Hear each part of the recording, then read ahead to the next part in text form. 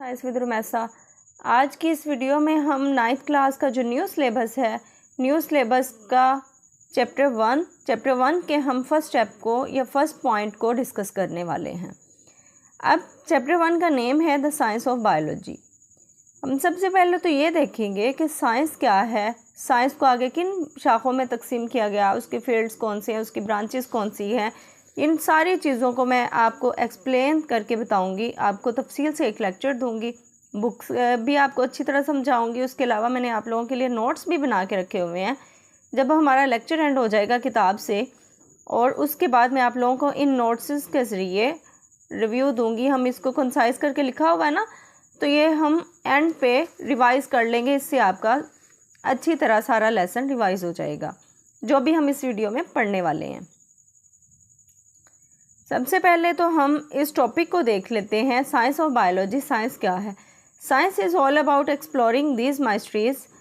It's a systematic way of studying the natural world through observation and experimentation. Science वो कहते हैं कि natural world यानी कुदरती दुनिया जो है उसको स्टडी करने का एक वे है, सिस्टमैटिक वे है। अब उस वे को स्टडी करने के लिए ऑब्जर्वेशंस भी की जाती हैं, एक्सपेरिमेंट्स भी किए जाते हैं। मतलब कि मुशाहदात भी साइंसदान करते हैं, उसके अलावा तजर्बात भी करते हैं। To make it easier to learn, इसको आसान बनाने के लिए science is divided into different branches like biology, physics, chemistry and mathematics. अब इसको आसान बनाने के लिए साइंसदानों ने क्या किया, साइंस को आगे 4 शाखों में तकसीम कर दिया। Number 1 biology, number 2 physics, number 3 chemistry और नंबर 4 मैथमेटिक्स। अब हम देखते हैं कि biology and it's branches, biology क्या है और उसकी शाखें कौन कौन सी हैं, मेजर फील्ड्स उसके कौन कौन से हैं, इसके सब फील्ड्स कौन से हैं और उसकी ब्रांचेस क्या हैं। Biology is the science of life. Biology जो है ये तो स्टडी ही लाइफ की है, मतलब कि जो ज़िंदगी का मुतालिया है उसको ही हम साइंस कहते हैं। The word biology comes from the Greek words BIOS and logos. यहाँ पे भी आप अच्छी तरह तफसील से देख सकते हैं कि बायोलॉजी जो है ये 2 यूनानी अल्फाज से अखज़ किया गया है, बायोस और लोगोस। बायोस का मतलब है लाइफ यानी ज़िंदगी, लोगोस का मतलब है थिंकिंग या अंडरस्टैंडिंग। मतलब कि जो लोगोस है वो स्टडी करना है, बायोस है लाइफ, ज़िंदगी का मुतालिया या ज़िंदगी के बारे में सोच विचार करना, समझना। दुनिया में जो भी कुदरत पाई जाती है, अल्लाह ताला ने जो भी कुदरत बनाई है उसके बारे में सोचना समझना साइंस यानी बायोलॉजी कहलाता है। इसको आगे मेजर फील्ड्स में तकसीम किया गया है। अब इसके मेजर फील्ड्स कौन कौन से हैं? Biology is a vast field that explores the incredible diversity of life on earth. To better understand this complexity, scientists have divided biology into 3 main fields. अब साइंसदानों ने क्या किया कि इसको आगे मेजर फील्ड्स में तकसीम कर दिया, यानी इसकी डिवीजन कर दी, ज़ूलॉजी, बॉटनी और माइक्रोबायोलॉजी। अब ज़ूलॉजी क्या है? ज़ू, आप कहते हैं ना मैं ज़ू जा रहा हूँ, चिड़ियाघर। हालांकि वहाँ पे चिड़िया नहीं होती, वहाँ पे डिफरेंट टाइप्स के जानदार पाए जाते हैं। वहाँ पे आपको डिफरेंट जानदार देखने को मिलते हैं, हाथी देखने को मिलता है, शेर मिलता है, चीता मिलता है, बंदर मिलते हैं। डिफरेंट टाइप्स के जो जानदार होते हैं वो पाए जाते हैं ज़ू में।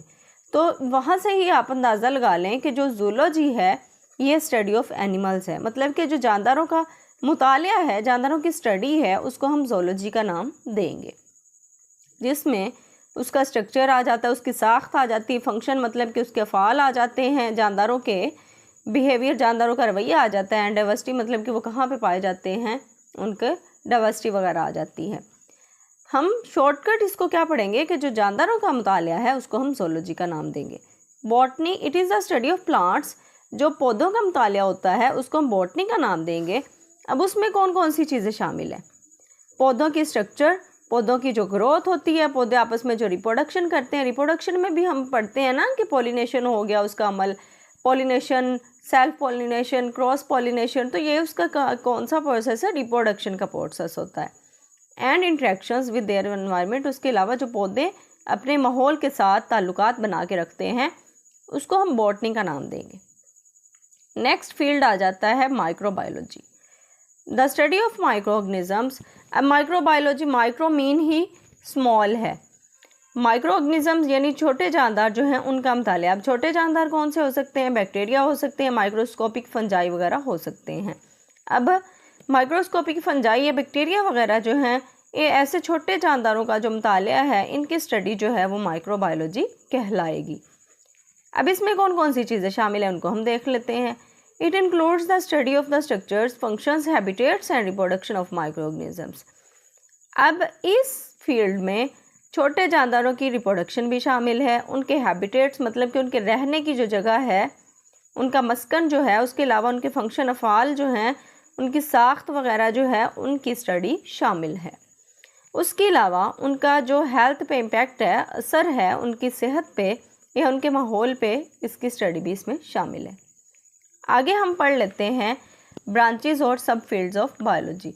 मतलब कि जो बायोलॉजी है ये तो इसके 3 फील्ड्स थे ना, आगे जो बायोलॉजी को सब फील्ड्स में यानी इन फील्ड्स के ही आगे सब फील्ड्स बना दी गई, इन्हीं को ही आगे तकसीम किया गया, जिससे उनको डिफरेंट ब्रांचेस में तकसीम किया गया।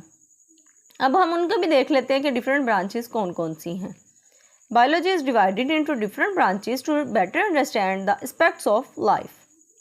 वो कहते हैं कि जो बायोलॉजी है उसको डिफरेंट ब्रांचेस में तकसीम किया गया ताकि ज़िंदगी के पहलू को अच्छी तरह समझा जा सके। सबसे पहले तो आ जाती है मॉर्फोलॉजी। अब मॉर्फोलॉजी क्या है? Morphology is the study of form and structure of organisms. Morphology studies the outward appearance, shape, colour pattern as well as internal structures like organs. अब मॉर्फ लफ्ज़ जो है इसका मतलब ही स्ट्रक्चर है। अब जो जानदारों की जो साख्त होती है, उनकी जो बनावट होती है, उसका मुतालिया करना मॉर्फोलॉजी कहलाता है। मिसाल के तौर पर किसी भी जानदार की शक्ल कैसी है, मतलब कि हम उनके स्ट्रक्चर को, उनकी बनावट को देख रहे हैं ना, उसको स्टडी कर रहे हैं कि उसका कलर कैसा है। तो इन चीज़ों को स्टडी करना मॉर्फोलॉजी कहलाएगा। एनाटॉमी क्या है? Anatomy is the branch of biology that explores the internal physical structure of organisms. Anatomy जो है ये जानदारों के अंदरूनी अज़ा का नाम है। मिसाल के तौर पर जो हमारे जिस्म के अंदर अज़ा पाए जाते हैं, फॉर एग्ज़ाम्पल हमारा जो डाइजेस्टिव सिस्टम है, डाइजेस्टिव सिस्टम में डिफरेंट चीज़ें आ जाती हैं, जैसे स्टोमिक आ जाता है, लार्ज इंटेस्टाइन आ जाती है, स्मॉल इंटेस्टाइन आ जाती है। तो ये चीज़ें क्या हैं? इंटरनल हैं, हमारे जिस्म के अंदर हैं, बाहर नज़र नहीं आ रही। तो इनका जो अंदरूनी तौर पे मुतालिया किया जाएगा वो एनाटॉमी कहलाएगा। Particularly humans. It helps in disease diagnosis, मतलब कि जो भी किसी में अगर कोई बीमारी होती है उसकी शिनाख्त की जाती है एनाटॉमी की मदद से। Medical device development, medical device भी डेवलपमेंट की जाती है इसके अंदर। इम्प्रूविंग क्वालिटी ऑफ लाइफ, ये कहते हैं कि जो ज़िंदगी की क्वालिटी है उसको भी बेहतर बनाया जाता है। मतलब कि अगर कोई इंसान बीमार होता है ना, तो उसको सही करने के लिए, सेहतयाब करने के लिए उसकी बीमारी की तशख़ीस की जाती है। तशख़ीस करने के बाद उसको मेडिसिन दी जाती है। The study of organs of the digestive system, इसमें उन्होंने एनाटॉमी में एग्जाम्पल दे दी है कि जो डाइजेस्टिव सिस्टम में डिफरेंट ऑर्गन्स पाए जाते हैं उसको स्टडी करना एनाटॉमी कहलाएगा। ये इन चीज़ों को मैंने आपको ना एक एक लाइन में समझाने के लिए ये नोट्स भी बनाए हुए हैं, इनको हम एंड पे रिवाइज करेंगे, ठीक है? आप लोगों ने वीडियो एंड तक देखनी है। Physiology. Physiology is the branch of biology that deals with the functioning of body parts. अब फिजियोलॉजी क्या है? ये भी एक बायोलॉजी की शाख है। ये क्या करती है? जानदारों के जो जिस्म के हिस्से हैं उनके अफ़ाल को डील करती है, उनके अफ़ाल का मुतालिया इसमें शामिल है। मिसाल के तौर पर how the blood circulatory system, blood circulatory system मतलब कि जो खून है हमारे जिस्म में, पूरे जिस्म में सर्कुलेट करता है ना, तो वो कहते हैं कि जो हमारे जिस्म में सर्कुलेटरी सिस्टम है, खून जो हमारे जिस्म में गर्दिश करता है, transports vital substances through out the body, वो बहुत सी इंपॉर्टेंट चीज़ें होती हैं जिनको वो ट्रांसपोर्ट कर रहा होता है, मतलब कि उनकी नकलो हरकत करवा रहा होता है। Histology is the microscopic study of tissues. Histology क्या है? टिश्यूज़ की स्टडी है। टिश्यूज़ की स्टडी को हम हिस्टोलॉजी भी बोल लेंगे। अब टिश्यूज़ क्या हैं? Tissues are groups of cells that have similar functions. अब सेल्स क्या हैं? यहाँ पे एक कॉन्सेप्ट आता है सेल का। अब हम यहाँ देखते हैं कि सेल्स क्या हैं। सेल्स ज़िंदगी की इकाइयाँ हैं जो कि सेम काम सरअंजाम दे रही होती हैं। Tissues are group of cells, tissues जो हैं वो सेल्स के ग्रुप्स हैं जो कि अपना एक ही तरह का फंक्शन प्ले कर रहे होते हैं। Tissues examination helps in disease diagnosis, कहते हैं कि जो टिश्यू है, टिश्यू एग्जामिनेशन है, वो क्या करता है, किसी भी बीमारी को तशखीस करने में हेल्पफुल है।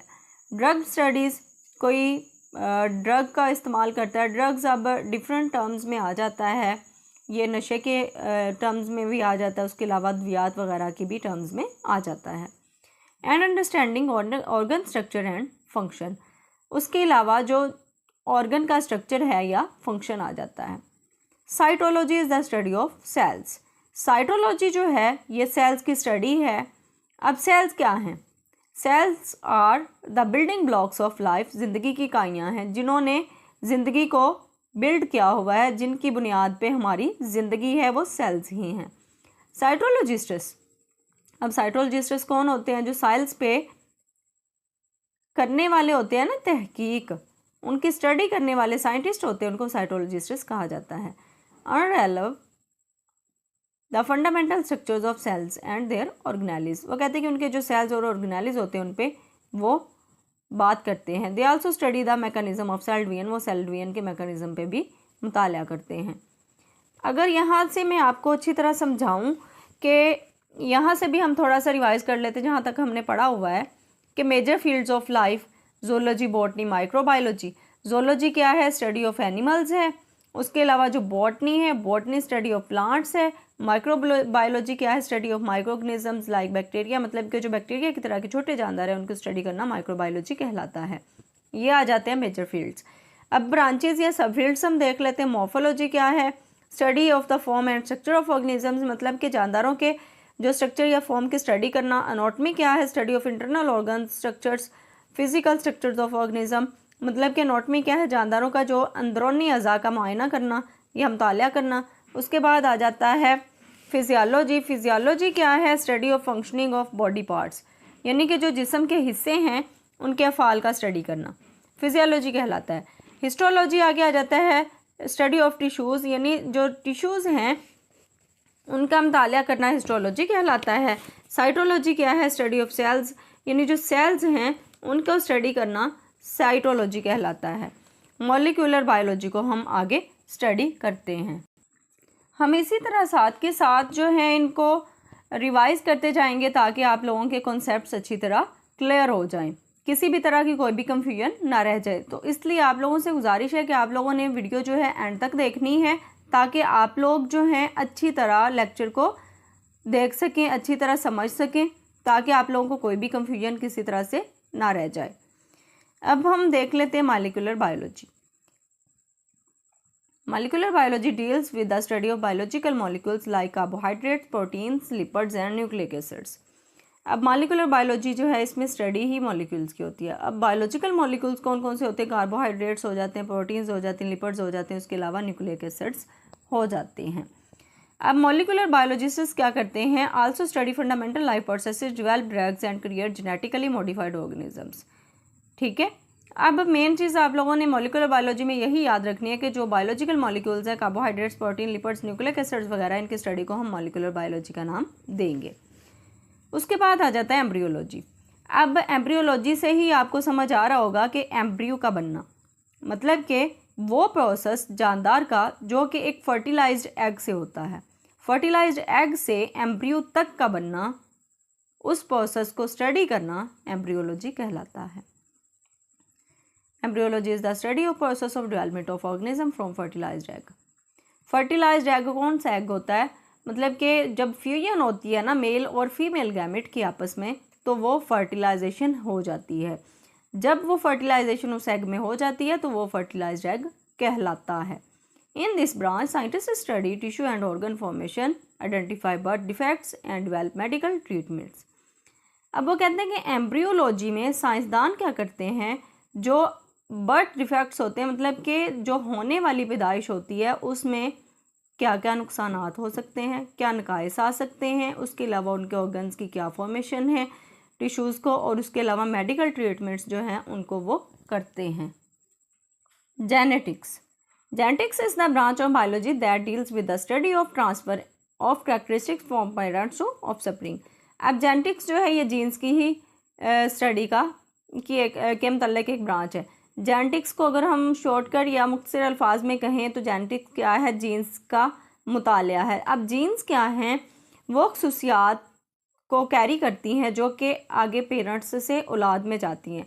मिसाल के तौर पर हमारे जो आबा अजदाद हैं, हमारे वालिदैन हैं या फिर हमारे दादा परदादा हैं, नाना नानी हैं, तो उनमें कुछ खसूसियात ऐसी होती हैं जो हमारे अंदर मुंतकिल हुई होती हैं। तो उन खसूसियात का मुतालिया करना जेनेटिक्स कहलाता है। In genetics scientists also study the causes of genetic disorders.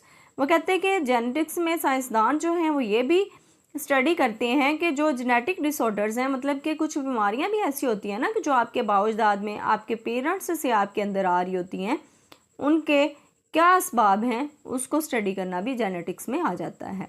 And develop better varieties of plants and animals. और वो कहते हैं कि इनको वो करने के बाद, स्टडी करने के बाद वो ये भी डेवलप करते हैं कि जानदारों की और पौधों की जो बेहतरीन वैराइटीज़ हैं, बेहतरीन इकसाम हैं, उनको कैसे किया जाए। जेनेटिक्स को आपने यही लेना है कि स्टडी ऑफ जीन्स। पैलियोंटोलॉजी। अब पैलियोंटोलॉजी क्या है? Palaeontology is the study of biology that deals with the study of fossils. अब वो कहते हैं फॉसिल्स की स्टडी को हम पैलियोंटोलॉजी कहेंगे। अब फॉसिल्स क्या हैं? फॉसिल्स इधर साइड पे जो ब्लू ब्लॉक दिया हुआ है इसके अंदर फॉसिल्स की डेफिनेशन दी हुई है। Fossils are the remains of plants and animals that were preserved in the rocks and other geological formations. अब फॉसिल्स वो वाली बाकियात हैं, वो चीज़ें हैं जो पौधे या जानदार आज से हज़ारों साल पहले, लाखों साल पहले चट्टानों में या जो नीचे ज़मीन है उनकी तहों में रह गई। वो जो बाकियात हैं उनको हम फॉसिल्स का नाम देंगे। अब उनका मुतालिया करना पैलियोंटोलॉजी कहलाता है। For example dinosaur fossils provide evidence of giant reptiles.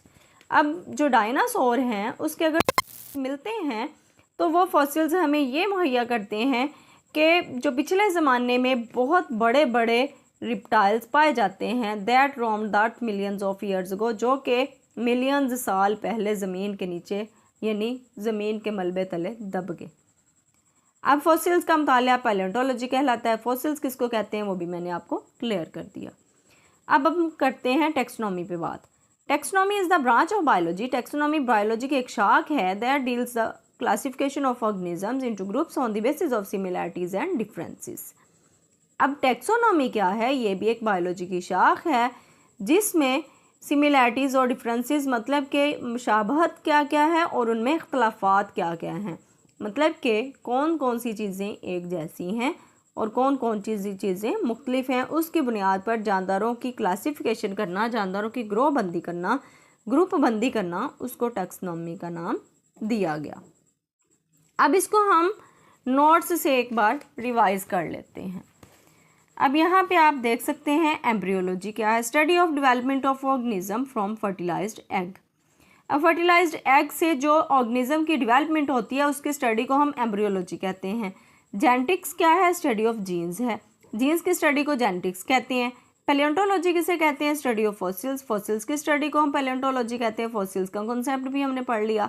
Taxonomy किसे कहते हैं? Study of classification of organisms, यानी जानदारों की जो ग्रुप बंदी कर देना उसको टेक्सोनॉमी का नाम दिया गया। अब हम देख लेते हैं ecology. Ecology is the branch of biology that deals with the relationships between organisms and their environment. अब इकोलॉजी क्या है? इकोलॉजी भी ये ब्रांच है बायोलॉजी की जो ये स्टडी करती है कि जानदार और उनके माहौल के दरमियान क्या ताल्लुक़ है।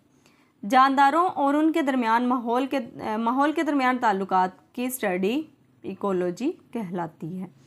Ecology helps to conserve biodiversity and address environmental problems. Ecology ये भी मदद करती है, ये भी हेल्प करती है कि बायोडाइवर्सिटी को कैसे कंजर्व करना है, मतलब कि जो स्पीशीज़ हैं उनको कैसे महफूज रखना है। उसके अलावा जो माहौल में होने वाले प्रॉब्लम्स हैं, माहौल में होने वाले मसाइल हैं, उनसे कैसे निपटना है, ये भी इकोलॉजी में आ जाता है। Marine biology. Marine biology is the branch of biology, ये भी एक शाख है that deals with the study of life in oceans. अब मेरीन बायोलॉजी जो है ये भी समंदरों में पाए जाने वाले जानदारों के दरमियान स्टडी का नाम है। अब समंदरों में पाई जाने वाली जो भी मखलूक है वो मेरीन क्रिएचर्स कहलाएंगे, मतलब कि मेरीन बायोलॉजी कहलाएगी उनकी स्टडी। It helps to understand ocean biodiversity, discover new species and address marine conservation issues.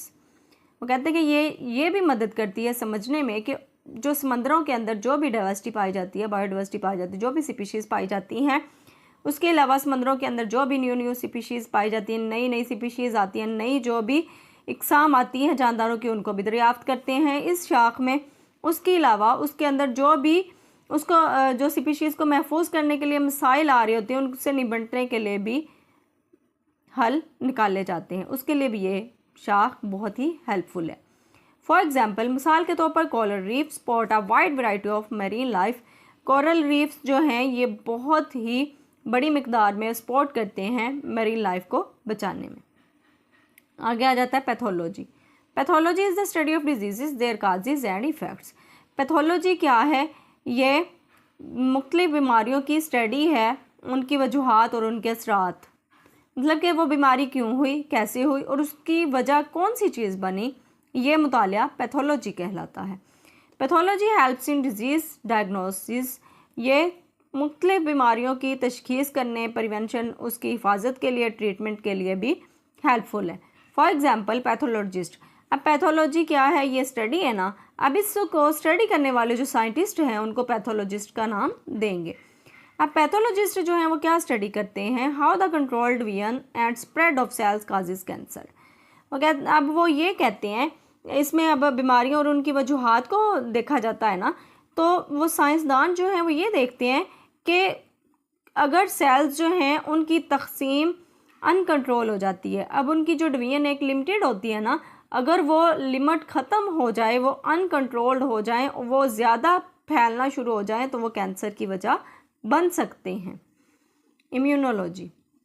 Immunology is the branch, immunology भी एक शाख है बायोलॉजी की, in which we study the components of immune system. Immune system के components को study किया जाता है and their role against disease, और जो मुख्तलिफ बीमारियां हैं उनके ख़िलाफ़ इनका रोल प्ले होता है। Immunologist study to develop vaccines. अब जो इम्यूनोलॉजी को स्टडी करने वाले हैं वो इम्यूनोलॉजिस्ट कहलाते हैं। वो क्या करते हैं? मुख्तलिफ वैक्सीन्स बनाते हैं, ट्रीट ऑटो इम्यून डिजीज़, उस और जो डिजीज़ हैं उनको ट्रीट करते हैं, and improve immune responses to infections, जो कि इन्फेक्शन वगैरह होते हैं उसके ख़िलाफ़ क़ुव्वत मुदाफ़त को बेहतर बनाते हैं। अब लास्ट वाली ब्रांच रह जाती है pharmacology. Pharmacology is the branch in which we study drugs and their effects on the body.